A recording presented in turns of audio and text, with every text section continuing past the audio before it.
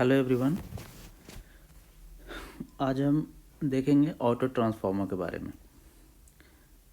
अभी तक इससे पहले लास्ट जो कुछ लेक्चर्स हुए उसमें हमने ट्रांसफार्मर के बारे में देखा, टू वाइंडिंग ट्रांसफार्मर और जो नॉर्मल ट्रांसफार्मर्स होते हैं उसके बारे में हम लोगों ने उसका बेसिक्स पढ़ा। तो हमने देखा कि जो नॉर्मल ट्रांसफार्मर होते हैं, है ना, जनरली जो टू वाइंडिंग ट्रांसफार्मर्स होते हैं, या ऐसा कहें कि जो नॉर्मल ट्रांसफार्मर है, generally transformers has two windings. ठीक है, अगर हम सिर्फ ट्रांसफार्मर की बात करें तो उसमें हमारे पास हम लोग देखते हैं कि दो वाइंडिंग्स होते हैं। कौन कौन सा? Primary winding and secondary winding. One for input और सप्लाई, जिसको हम लोग प्राइमरी वाइंडिंग कहते हैं, एंड अदर फॉर आउटपुट, जिस पे हम लोग लोड लगाते हैं, इसको हम लोग सेकेंडरी वाइंडिंग कहते हैं। तो दो वाइंडिंग होता है नॉर्मली हम लोग अभी तक जिस ट्रांसफार्मर के बारे में पढ़ रहे थे। अब हम ये जो ऑटो ट्रांसफार्मर है, ये कैसा ट्रांसफार्मर है?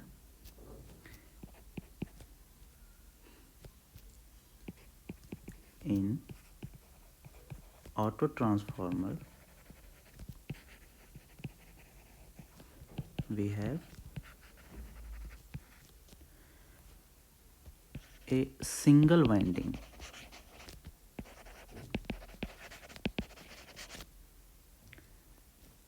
ठीक है। ये एक सिंगल वाइंडिंग ट्रांसफार्मर होता है, मतलब इसमें एक ही वाइंडिंग होते हैं। लोड को अगर कनेक्ट करना है इससे तो क्या करते हैं हम लोग? टैपिंग कर लेते हैं उसमें, ठीक है, which is tapped in order to connect a load। अगर लोड को कनेक्ट करना है तो उसमें हम लोग टैपिंग करते हैं। देखिए क्या है ये, अगर हम सिंपल सा एक ट्रांसफार्मर बनाएं, है ना, तो एक वाइंडिंग का ऑटो ट्रांसफार्मर का बनाएं तो कुछ इस तरह से हम लोग बना सकते हैं।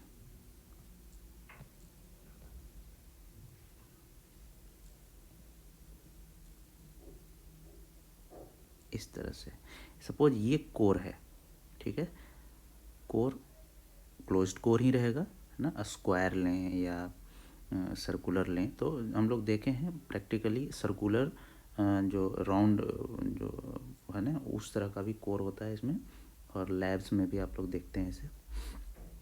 तो ये सपोज कोर है, इसी पे वाइंडिंग रहेगा ना, सिंगल वाइंडिंग है, मतलब एक वाइंडिंग, एक वायर लिया हमने और ऐसे करके उसमें रैप कर दिया।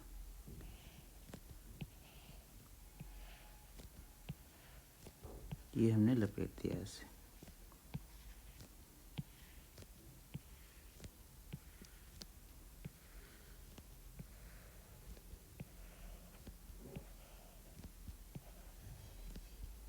इस तरह का आपके पास हो गया ट्रांसफार्मर। एक वाइंडिंग है, एक वायर को लिया और उसमें पूरे जो कोर है उस पर हमने लपेट दिया ऐसे, ठीक है। अब इस पे हमें अगर कनेक्ट करना है किसी लोड को तो हम लोग क्या करते हैं? टैपिंग करते हैं, है ना।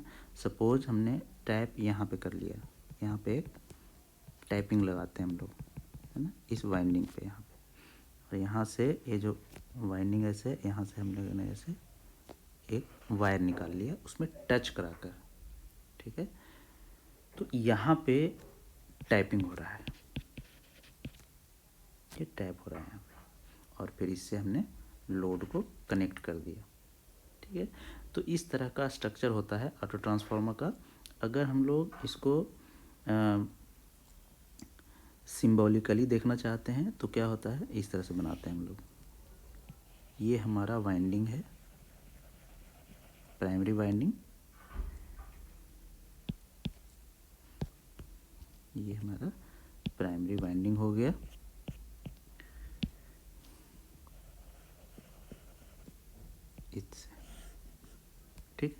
ये हमने कोर पे जितना वायर को लपेटा है तो उसको दिखाया हम, और ये कॉमन ये हो गया, ठीक है। और टैपिंग सपोज हमने यहाँ पे किया है तो यहाँ पे ऐसे जो दिखाते हैं ये टैप कर लिया हमने, और ये हमारा हो गया इनपुट और यहाँ से आउटपुट, या वाइस वर्सा, यहाँ से भी इनपुट हम लोग दे सकते हैं और इससे आउटपुट ले सकते हैं, या यूँ कहें एक साइड में सप्लाई देंगे और दूसरे साइड में लोड को कनेक्ट करेंगे। कहीं पे भी लेफ्ट हैंड साइड में भी सप्लाई दे सकते हैं, राइट हैंड साइड में लोड को कनेक्ट कर सकते हैं, या उल्टा इसका भी कर सकते हैं। तो ये हो गया हमारा ऑटो ट्रांसफार्मर का सिंबल। इस तरह से हम लोग ऑटो ट्रांसफार्मर डिज़ाइन करते हैं। चलिए अब सेम उसी तरह से कि if number of turns are higher on load side, जिधर लोड हम लोग कनेक्ट करेंगे अगर उधर नंबर ऑफ टर्न्स हायर है then it is step up transformer या स्टेप अप ऑटो ट्रांसफार्मर कर दें।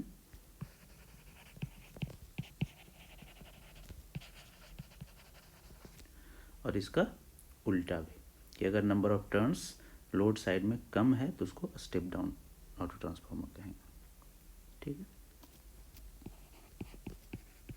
Number of turns are less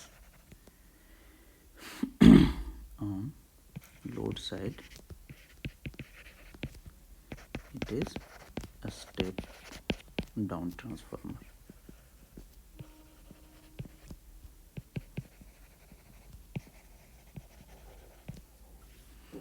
ठीक है, तो हम लोग समझने के लिए एक स्टेप डाउन ऑटो ट्रांसफार्मर को यहाँ पे कंसीडर करते हैं और देखते हैं उसमें क्या क्या होता है प्रोसेस। तो हम लोग यहाँ पे देखेंगे एक स्टेप डाउन ऑटो ट्रांसफार्मर।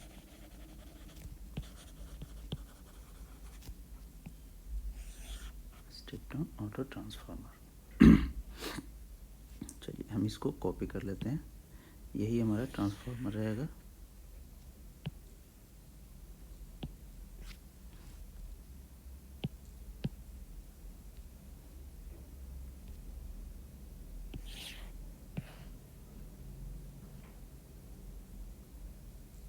ये हमारा एक ऑटो ट्रांसफार्मर है, इसमें हम इसका नाम दे देते हैं।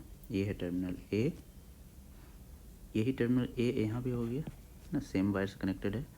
नीचे वाला टर्मिनल है बी, और बी बी को हम लोग यहाँ रख देते हैं, बी। इस पॉइंट को जहाँ पे टैपिंग किया हुआ है उस पॉइंट को बी रखते हैं, नीचे वाले पॉइंट को हम लोग सी रख लेते हैं, ठीक है। 3 पॉइंट को हमने नाम दे दिया। अब ट्रांसफार्मर में अगर हम स्टेप अप स्टेप डाउन की बात कर रहे हैं तो इसका मतलब कोई साइड हाई वोल्टेज होगा, कोई साइड लो वोल्टेज होगा। और स्टेप डाउन ट्रांसफार्मर है इसीलिए जिधर लोड कनेक्ट कर रहे हैं उधर वोल्टेज कम रहेगा, है ना। सपोज हम ऐसा कंसीडर करते हैं कि इधर हम लोग लोड को कनेक्ट करते हैं, इधर हम लोग लोड को कनेक्ट कर रहे हैं, ये हमारा लोड साइड है, ठीक है। तो इसका मतलब है कि प्राइमरी साइड में या लेफ्ट हैंड साइड में जो वोल्टेज होगा वो हाई वोल्टेज होगा, तो हम इसको नाम दे दिए VH हाई वोल्टेज, और इधर हो गया वोल्टेज लो VL। इस तरह से करंट जो हाई वोल्टेज साइड में फ्लो कर रहा है उसको हमने नाम दे दिया IH, और करंट जो लो वोल्टेज साइड में फ्लो कर रहा है उसको हमने दे दिया नाम IL। अब देखिए यहाँ पे हमने एक एरो बनाया है ऐसे, है ना। तो एरो सिर्फ दिखाने के लिए आपको बनाया कि यहाँ पे टाइपिंग करते हैं, एरो दिखाते नहीं हम लोग, इसमें टाइपिंग करते हैं हम लोग, वो ऐसे पॉइंट से दिखा देते हैं, ठीक है। ये हो गया। अब देखिए इस ट्रांसफार्मर में कि ये जो ट्रांसफार्मर है जो हमने पहले इससे बनाया, इसमें क्या क्या दिख रहा है? ट्रांसफार्मर का एक वाइंडिंग है ना पूरे में, ये भी वही है, एक वाइंडिंग है। अब पूरा का पूरा यहाँ जो दिखाया हमने, ये प्राइमरी वाइंडिंग कहलाएगा। अगर इधर हम सप्लाई देंगे तो प्राइमरी वाइंडिंग। सेकेंडरी वाइंडिंग कौन सा कहलाएगा? जहाँ से टैपिंग लिया हुआ है, इसका मतलब है यहाँ से लेकर इतना जो वाइंडिंग है ये हमारा हो जाएगा सेकेंडरी वाइंडिंग। तो इसको हम ऐसा भी कर सकते हैं कि टू वाइंडिंग ट्रांसफार्मर की तरह भी ये काम करेगा, क्योंकि प्राइमरी वाइंडिंग है एक ही कोर पे और उसी पे सेकेंडरी वाइंडिंग भी है। मतलब जो इंडक्शन जो म्यूचुअल इंडक्शन प्रिंसिपल था ट्रांसफार्मर जो हम लोग पढ़े हैं, वो प्रिंसिपल तो यहाँ पे वर्क करेगा ही, साथ साथ हम देख रहे हैं कि यहाँ पे जो वाइंडिंग है, प्राइमरी वाइंडिंग है ना, सिंगल वाइंडिंग, उस पर टैप किया हुआ है। टैप करने का मतलब होता है कि इस वाइंडिंग से इलेक्ट्रिकल कनेक्शन बाहर निकालना, ठीक है। मतलब जो जहाँ पे लोड ऐसे कनेक्ट कर रहे हैं वो वाला वायर प्राइमरी जो वाइंडिंग है उसमें कनेक्टेड है, टच कर रहा है, मतलब इलेक्ट्रिकल कनेक्शन भी यहाँ पे हो रहा है। इससे पहले जो ट्रांसफार्मर देखते थे उसमें प्राइमरी वाइंडिंग और सेकेंडरी वाइंडिंग आपस में कनेक्टेड इलेक्ट्रिकली नहीं थे, वो जो दो वाइंडिंग थे वो मैग्नेटिकली कपल्ड थे। यहाँ पे मैग्नेटिकली कपल्ड भी है और साथ साथ इलेक्ट्रिकली कनेक्टेड भी है दोनों वाइंडिंग। तो पावर जो ट्रांसफ़र होगा वो दो तरह से होगा। जो नॉर्मल टू वाइंडिंग ट्रांसफार्मर में पावर ट्रांसफ़र होता था वैसा तो होगा ही, साथ साथ इलेक्ट्रिकली पावर भी ट्रांसफ़र होगा, ठीक है। तो इस चीज़ का हम ध्यान रखेंगे और उसको ध्यान रख के हम आगे कुछ चीज़ें समझेंगे। चलिए, तो वोल्टेज और करंट हमने देखा। तो यहाँ से दिख रहा है कि जो करंट है इस वाइंडिंग में वो है आई एच, है ना, इधर जा रहा है इसमें आई एल। तो बताइए ये जो सेकेंडरी वाइंडिंग है ये हमारा सेकेंडरी वाइंडिंग हो गया। सेकेंडरी वाइंडिंग में या कहें लो वोल्टेज वाइंडिंग में भी करंट फ्लो होगा। कितना करंट फ्लो होगा वो यहाँ पे बताना है आपको, ठीक है। तो हम दिखाएंगे इस तरह से कि ये जो वाइंडिंग है इसमें कितना करंट फ्लो हो रहा है, किस डायरेक्शन में, ठीक। अच्छा, सपोज कीजिए कि टोटल नंबर ऑफ टर्न्स जो है प्राइमरी साइड में या हाई वोल्टेज साइड में NH है और number of turns in low voltage side वो है NL, ठीक है, इतना। तो ये जो AB वाला पार्ट है इसमें टोटल कितना नंबर ऑफ टर्न्स बचेगा? NH माइनस NL, इतना नंबर ऑफ टर्न्स बचेगा। सिमिलरली अगर पूरे वाइंडिंग के क्रॉस वोल्टेज है VH, है ना, VH है, लो वोल्टेज के क्रॉस जो वाइंडिंग का वोल्टेज है वो है VL, तो जो बचा हुआ वाइंडिंग है इसके क्रॉस वोल्टेज कितना हो जाएगा? VH माइनस VL, है ना। तो हम ये भी कह सकते हैं कि इसके क्रॉस जो वोल्टेज होगा वो हो जाएगा VH माइनस VL। अब रह गई बात कि यहाँ पे करंट कितना फ्लो करेगा सेकेंडरी या लो वोल्टेज वाइंडिंग में। तो करंट फाइंड करने के लिए कैसे हम लोग फाइंड करते हैं? सिंपली KCL अप्लाई कर देते हैं, है ना। तो at node P KCL apply कीजिए, कितना हो जाएगा? IH incoming current plus I, suppose इसको हम लोग कह रहे हैं I, minus I L equal to 0। तो आई का वैल्यू कितना आ गया, आई का वैल्यू आ गया I L minus I H. तो ये जो करंट होगा, इस करंट का वैल्यू कितना है, I L minus I H, इतना करंट फ्लो हो रहा है। तो इस ऑटो ट्रांसफार्मर के हर एक वाइंडिंग का क्या क्या वोल्टेज है, उस वाइंडिंग में कितना करंट फ्लो हो रहा है, नंबर ऑफ टर्न्स किधर कितना है, ये स्टेप डाउन ट्रांसफार्मर के लिए हमने यहाँ पे दिखा दिया।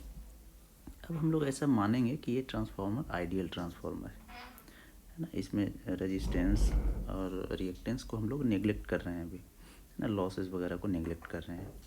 तो आइडियल ट्रांसफार्मर हम लोग कंसीडर कर रहे हैं, आइडियल ट्रांसफार्मर। ठीक है, तो बताइए यहाँ पे अपरेंट पावर, अपरेंट पावर कितना होगा इस ऑटो ट्रांसफार्मर का। अपरेंट पावर हमने बताया था आपको, 3 तरह का पावर होता है, apparent power, real power and reactive power. Apparent power का क्या होता है formula, voltage into current, RMS voltage into RMS current for AC. तो अपरेंट पावर हम लोग लिखेंगे